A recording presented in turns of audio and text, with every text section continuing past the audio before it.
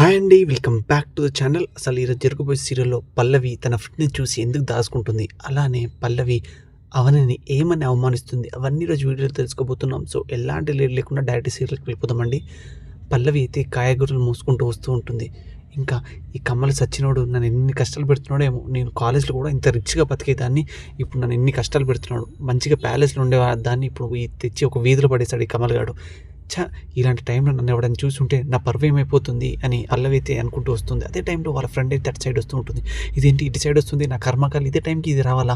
వామ్మో! ఇప్పుడు ఏదో ఒకటి చేయాలని పక్కకి దాసుకుంటూ ఉంటుంది. అదే టైంలో వాళ్ళ ఫ్రెండ్ అయితే చూసి ఇదేంటి పల్లవి ఇలా ఉంది, హాయ్ పల్లవి అంటూ ఉంటే అప్పుడే పల్లవి అయితే ఫోన్ మాట్లాడుతున్నాడు యాక్ట్ చేసి, హాయ్ హాయ్ బాగున్నావా అంటే, బాగున్నాను. ఇక్కడేం చేస్తున్నావు అంటే, యాక్చువల్‌గా నేను ఒక షాపింగ్ కోసం వెళ్తున్నాను. నాకు ఫోన్ రావడం వల్ల అర్జెంట్ కింద దిగి మాట్లాడాల్సి వచ్చింది అంటే, ఓహ్! అవునా?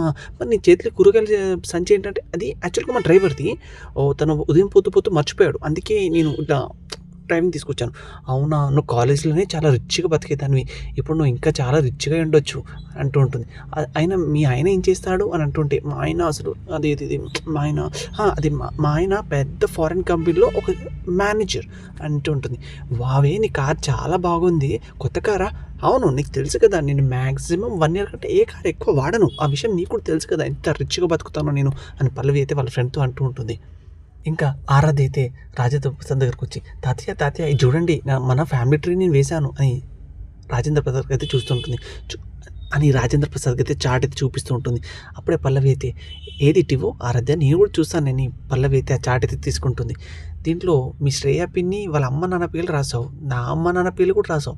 కానీ మీ అమ్మ నాన్న పేర్లు రాయలేదేంటి? అంటే మీ అమ్మ వాళ్ళ అమ్మ నాన్న వాళ్ళు లేరా?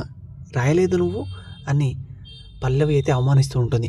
ఇంకా ఆ మాటలు విన్న అవని అయితే ఒక్కసారిగా బాధపడిపోయి రూమ్‌లోకి వెళ్లి ఏడుస్తూ ఉంటుంది. అప్పుడే అక్షయ్ అయితే ఓదార్చడానికి వెళ్లి బాధపడుకొని ఓదారుస్తూ ఉంటాడు అవనిని అక్షయ్.